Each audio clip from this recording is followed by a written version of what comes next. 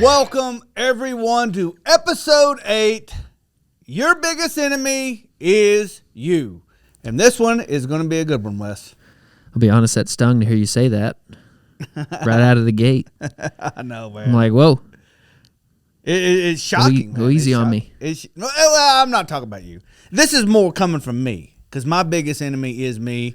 It took me a long time to figure that out. And I think most people don't even know that they are their own worst enemy. No, yeah. They live in their head. Hey, if you're listening to this podcast on iTunes, Spotify, all the things, hey, make sure to like and subscribe and do all the things and share it with your friends. We don't charge you anything for this, so, hey, that would be your payment to us. As well as on YouTube, man, make sure to hit that subscribe button. As I used to say, pound that subscribe, or what did I say? Smash that subscribe button. Ring that bell. Yeah, so you don't miss a thing. Yeah, that's so funny. Sometimes you wake up in the middle of the night sweating, screaming that. Oh, smash that subscribe button. I was at a restaurant the other day, and there was a guy, big dude. He was staring at me, and I was like, oh my gosh, like he was mean looking. Sure. And I was like, oh my gosh, like what the heck?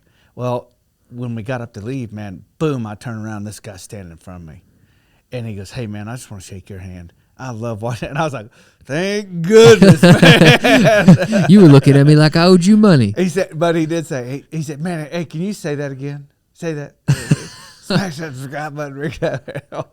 So, I got a kick out of that. I was the first to do it. I actually was on YouTube the other day, and somebody else had straight stole that from me verbatim. Really? I don't Imitation, the sincerest form of flattery. I don't care. Put that one in your hat, man. Put that one in my hat, man. Smoke that baby. So, why you are your own worst enemy? What do you think, Wes? Well, I've been, not to plug another book, but or another guest. Mm-hmm. We should have him on the podcast one day. Who's that? David Goggins.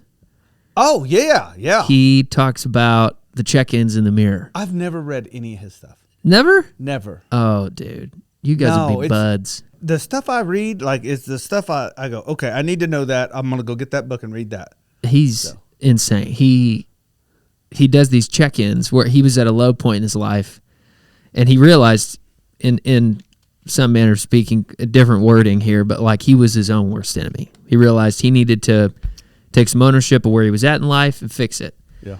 And man, he did. He talks about going and standing in front of the mirror at his house and just like staring himself in the eyes.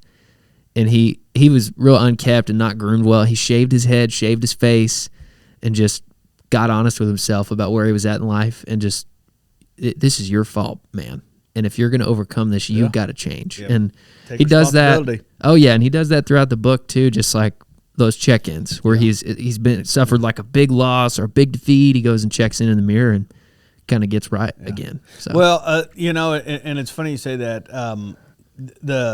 A lot of people don't know this. One of the biggest reasons why you're your own worst enemy is cortisol is easily released in your body, and what that does is cortisol knocks you back down.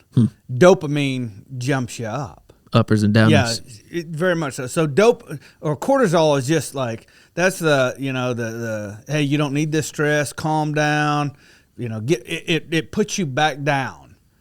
Whereas dopamine, that's that, hey, let's jump out of an airplane, That's harder. It's harder to get that reaction in your body. But old Zuckerberg and them boys figured it out with the cell phones and getting that dopamine shot every time you jump on Facebook or Insta likes and see everybody liking your stuff. I just want to clear one thing. Did you call him Zuckerberg? Zuckerberg, yeah. Oh, Zuckerberg. Yeah. That's good. Have you seen when he announced the Meta thing? Oh my gosh. In the background there was like I saw that. It was a bottle of Sweet Baby Ray's. Sweet Baby Ray's. But you could tell they were kind of embarrassed because they turned it sideways. Yeah. You could only tell. I think that's an attempt for him to come across as human. Yeah. I don't know. I have never in my life thought, I'm just going to stick a half-used bottle of barbecue sauce on this shelf behind me. It's going to look great. Yeah. Who knows? Maybe he owns that company. That wouldn't surprise me. No, it wouldn't surprise me at all. Ed Milet says it best, and I don't know if I've just heard Ed Milet say it. He said we all have a temperature, and to stay at that temperature, we either got to. So if we drop too low, that's you're sick and tired of being sick and tired. Well, the inverse of that, if you get too high, you start telling yourself, well, I don't know about anybody else, but I start telling myself, I don't deserve this. Who would listen to me? I didn't earn this. I'm not worthy. All the thing, and that's your body's way of getting your temperature back down right.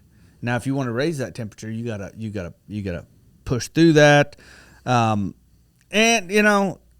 some people use it as an excuse to quit.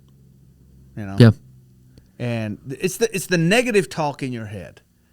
That's what I mean by you are your own worst enemy. The negative talk that we tell ourselves is shocking. It's absolutely shocking. Yeah, you get used to that too. I was I'll tell you this. Like, I grew up very poor, and I didn't know I was allowed to have money. And no one put that in my head. No one did. It was just there. I put that in my head. But the funny thing is there are people that have put things in my head that stayed there and only amplified over the years. So there's things you put in your head, and there's things other people put in your head. And between the two of them, it's so crazy how that cortisol can just invoke the negative, because that's so easy. It's way harder to change a negative mindset into a positive one than a positive one into a negative one. Isn't that crazy? That's good. Say that again. It's way harder to change a negative mindset into a positive one than a positive one into a negative one. That's why humans are, they're some of the greatest creatures that ever walked this earth, and yet at the same time, some of the worst creatures that have ever freaking walked this earth. So there's people that worry about what happened yesterday, and there's people that worry about what's going to happen tomorrow. That's the difference between anxiety and depression. Did you know that? Yep. I have high anxiety, a lot of anxiety. Yeah. So me personally, I want to know the plan, and I got to know the plan inside and out before we even start. Sure.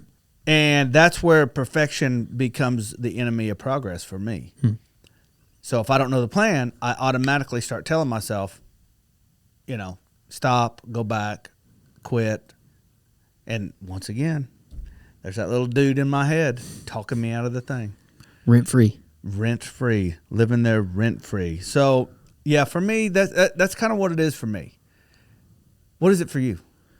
Man, I think there's that's trying to strike the balance of like, yeah, I can get up at 3 a.m. and go work out and do my journaling and read a book and do all that before my kid wakes up at 6 o'clock. But I got to get 8 hours of sleep too. Mm-hmm. So how do I, so I work through the logistics, and then it just, for me personally, it's analysis paralysis. Yep. I just get so decision fatigue. Sure. So I just pick the better. It wouldn't be the lesser of two evils, because getting 8 hours of sleep is not an evil, but I just have to pick like okay, when it comes down to it, like I could be working out, but if I'm not getting enough sleep, like I'm still going to be sick. I'm still going to be tired. So at least that's for me. It sounds like an excuse. I guess it's just practically sorting through. Like I've got to pick my thing, and sometimes that means if I am getting up early to sort some stuff out, for me, it's like the budget and all that happens in the morning. Yeah. The clear the inbox thing happens in the morning. And when I don't do that, I just feel behind all day. Yeah. But some people hit their prime, like my wife, her most productive hours start at like 10 a.m. and she's productive until about 4 o'clock. Like that's where she's like peak. And for me, it's from like 4:30 a.m. to about 10 a.m. I'm the same as you. After lunch, man, it's like I don't need heavy tasks. Can't be the hard analytical work. Yep. Like that's done real early. Yep. But strategic in the morning, tactical in the afternoon. She'll observe. She's like, you wake up and you're just like working. I'm like, well, yeah. It's when it's time to get going, But that's just how one way we're different, I guess. But yeah, I think too though those chemicals in our head they do protect us too, in a way. Yeah, very much so. I had a therapist tell me one time, and yes, I see a therapist. I don't see one anymore, but I do. I'm a raving fan of therapists and talking stuff And out we all with need people. help. But anger used to come out in me a lot. And she would always tell me, those people, you need those people on stage. You can only have one. You can't have happy and angry on the stage. So when you're angry, it's like, hey, you got to have happy, come back, and then I'll send anger out. And, but she told me, she said, you need those. Yeah. You absolutely, because they do protect you. And don't get me wrong, cortisol is in a way something that can protect you. It's kind of primal. It's kind of primal. Like when you're running from something, or when you're hunting to eat, and you got to have that to get there. Like, well, and that's still a part of us. Yeah, and it's a way that our body conserves calories. Yeah. Hey man, sit down. You don't We're need to make that machines, decision. man. Yeah, we're machines. So with that being said, the one thing that I do when I set a goal, I realize that I'm probably going to be the most negative person involved in that whole decision making. But you got to commit. You have to pick something to commit on. I picked a year ago, I'm going to work out. I am going to work out. No more excuses. I'm done. No more excuses. I'm not even worrying about eating healthy yet. I'm just saying I'm going to work out. And I committed to going to work out every single morning. Yeah. Well, not every single, 6 days a week, 5 to 6 days a week. Sometimes I take 2 days off. And that's it. End of story. That's it. Decision's made. I'm not going to talk myself out of it. I made that decision, and it's been crazy for me. So I would ask you, what is it that you can commit to today and get out of your own head to get to that next level? Boom. Good. You drop the mic. So, hey, I want to thank everybody for watching and listening. And as always, hey, we do this for absolutely free for you. So make sure to like, share, tag us on social media, and I'll catch you in the next video where we discuss why I give trust and you earn mistrust.